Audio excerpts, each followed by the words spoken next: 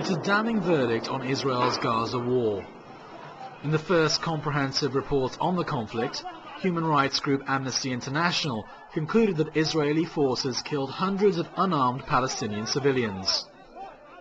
And they destroyed thousands of homes in Gaza in attacks which breached the rules of war.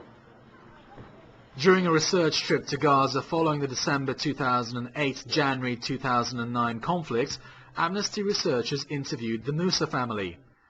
They were bombed while sitting in a courtyard on January the 14th. 3 boys and 1 girl were killed. There are no resistance groups in this area, so why are they harming us? We came back and found our parents bombed. My brother was here, he was screaming. I can't feel my legs. There was blood and fire everywhere.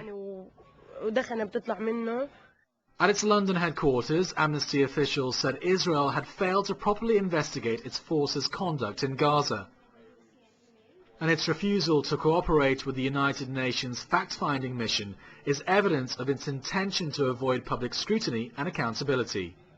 What we focused on is attacks that we investigated where civilians were killed or seriously injured by the use of high-precision weapons by Israeli forces or indiscriminate weapons like white phosphorus fired into densely populated civilian areas where people burned to death.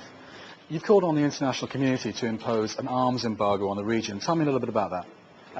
Clearly, in a situation where the parties to the conflict are not willing to observe the requirements of protecting civilians, then other states should not supply them with weapons which could be used to continue to commit such violations.